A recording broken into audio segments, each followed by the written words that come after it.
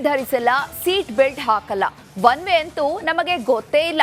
ಹೀಗೆ ತಮ್ಮಿಷ್ಟದಂತೆ ವಾಹನ ಚಲಾಯಿಸಿದವರ ವಿರುದ್ಧ ಸಂಚಾರಿ ಪೊಲೀಸರು ಸಿಡಿದಿದ್ದು 19 ಕೋಟಿ ದಂಡದ ಹಣಕ್ಕೆ ಮತ್ತೊಂದು ಮೆಗಾ ಆಪರೇಷನ್ ಕೈಗೊಳ್ಳಲು ಮುಂದಾಗಿದ್ದಾರೆ.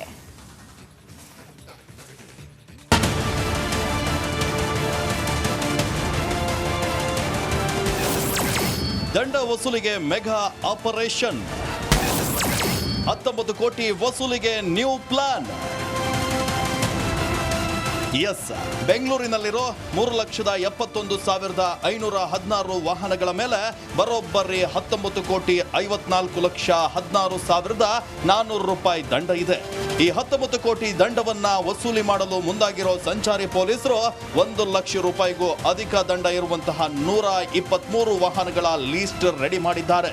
ವಾಹನಗಳ ಮಾಲೀಕರಿಗೆ ನೋಟಿಸ್ ಕೊಟ್ಟು ದಂಡ ವಸೂಲಿ ಮಾಡಲು ಮುಂದಾಗಿದ್ದಾರೆ. ಅಲ್ಲದೆ ಅಂತಹ ವಾಹನ ಮಾಲೀಕರ ಮನೆಗೂ ಸಂಚಾರಿ ಪೊಲೀಸರು ನೋಟಿಸ್ ಕೊಡಲಿದ್ದು, ಇದರ ಹೊರತಾಗಿಯೂ ದಂಡ ಪೇ ಮಾಡದಿದ್ರೆ ಅಂತವರ ವಿರುದ್ಧ ಕೋರ್ಟ್ನಲ್ಲಿ ಚಾರ್ಜ್ ಶೀಟ್ ಹಾಕಲು ರೆಡಿಯಾಗಿದ್ದಾರೆ.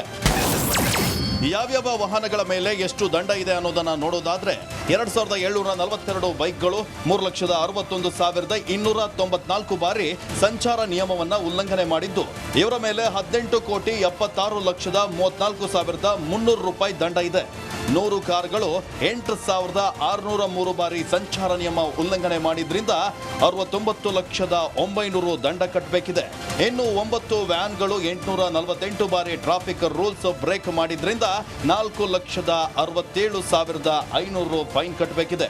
2 ಸ್ಕೂಲ್ ಬಸ್ಗಳು 156 ಬಾರಿ ಸಂಚಾರಿ ನಿಯಮ ಗಾಳಿಗೆ ತೂರಿದ್ರಿಂದ 88,000 ದಂಡದ ಜೊತೆಗೆ 1 ಮ್ಯಾಕ್ಸಿ ಕ್ಯಾಬ್ 82 ಬಾರಿ ಟ್ರಾಫಿಕ್ ರೂಲ್ಸ್ ಅನ್ನ ಬ್ರೇಕ್ ಮಾಡಿದ್ರಿಂದ 56,000 ದಂಡ ಕಟ್ಟಬೇಕಿದೆ. ಅಲ್ಲದೆ ಇತರೆ 4 ವಾಹನಗಳು 433 ಬಾರಿ ಟ್ರಾಫಿಕ್ ರೂಲ್ಸ್ ಬ್ರೇಕ್ ಮಾಡಿದ್ದು 2,43,100 ರೂಪಾಯಿ ದಂಡ ಪೇ ಮಾಡಬೇಕಿದೆ. ಹೀಗೆ ಪದೇ ಪದೇ ಟ್ರಾಫಿಕ್ ರೂಲ್ಸ್ ಬ್ರೇಕ್ ಮಾಡಿ ದಂಡವು ಕಟ್ಟದೆ ಯಾಮಾರಿಸುತ್ತಿದ್ದ ಕಿಲಾಟಿ ಚಾಲಕರಿಗೆ ಕೆಡ್ಡ ತೋಡಲು ಟ್ರಾಫಿಕ್ ಪೊಲೀಸರು ಕೂಡ ಮೆಗಾ ಪ್ಲಾನ್ ಅನ್ನ ಮಾಡ್ತಿದ್ದಾರೆ. ಒಟ್ಟಾರೆ ಇಷ್ಟೆಲ್ಲ ದಂಡ ಕಟ್ಟಿದ ನಂತರವಾದ್ರೂ ಇವರು ಸಂಚಾರಿ ನಿಯಮ ಪಾಲನೆ ಮಾಡ್ತಾರಾ? ಕಾದ್ ನೋಡ್ಬೇಕಾಗಿದೆ. ಧ್ರುವರಾಜ್, ರಿಪಬ್ಲಿಕ್ ಕನ್ನಡ, ಬೆಂಗಳೂರು. ನಮಸ್ಕಾರ, ಕರ್ನಾಟಕ ಪ್ರೈಮ್ ಟೈಮ್ಗೆ ಸ್ವಾಗತ. ನಾನು ಜಯಪ್ರಕಾಶ್ ಶೆಟ್ಟಿ. ಇಡೀ ಕರ್ನಾಡು ಇವತ್ತು ರೆಬೆಲ್ ಆಗಿ ನಿಂತಿದೆ. ಈ ಹಗರಣಗಳನ್ನು ಸದನದಲ್ಲಿ ಪ್ರಸ್ತಾಪ ಮಾಡಲು ಕೂಡ ಕಾಂಗ್ರೆಸ್ ಹಿಂದೇಟು ಹಾಕಿದ್ದೇಕೆ? ನಿಮ್ಗೆ ಸಂಬಳ ಅದಕ್ಕೆ, ನಿಮಗೆ ವಾಹನ ಅದಕ್ಕೆ, ನಿಮಗೆ ವೆಪನ್ ಅದಕ್ಕೆ, ನೀವು ಅದನ್ನು ಸೆರೆ ಹಿಡಬೇಕಾಗಿತ್ತು. ನೀವು ವಿದ್ಯುತ್ ಬರ ಇದೆ ಅಂತ ಹೇಳ್ತಾ ಇದ್ದೀರಿ, ಎಲ್ಲಿ ಬರ ಇದೆ ನೀವು ಹೇಳಬೇಕು. ಪಾಕಿಸ್ತಾನ್ ಆಕ್ಯುಪೈಡ್ ಕಾಶ್ಮೀರ್ ಅದು ಎಂದೆಂದಿಗೂ ನಮ್ಮದು. 40 ಮೆಷಿನ್ಗಳು ತಂದಿತ್ತು ನೋಟ್ ಎಣಿಸುವುದಕ್ಕೆ, ಅದೇ ಹಾಳಾಯಿತು. ಮಥುರಾದ ಗಲಾಟೆ ಇದೆಯಲ್ಲ, ಅದು ಸ್ಥಳೀಯವಾಗಿ ಕೂತು ಪರಿಹರಿಸಬಹುದಾದಂಥ ಕಾನೂನಿದೆ. ಗ್ಯಾರಂಟಿ ಯೋಜನೆಯಿಂದ ನಷ್ಟ ಆಗಿದೆ, ಲಾಭ ಆಗಿದೆ, ದಯವಿಟ್ಟು ಹೇಳಿ. Dawood Ibrahim most wanted criminal ಯಾವಾಗಾದ ಅಂದರೆ ಇಲ್ಲಿ ತನಕ ಭಾರತ ದೇಶದಲ್ಲಿ ಓರ್ವ ದಲಿತ ಪ್ರಧಾನಿಯಾದಂಥ ಇತಿಹಾಸವೇ ಇಲ್ಲ.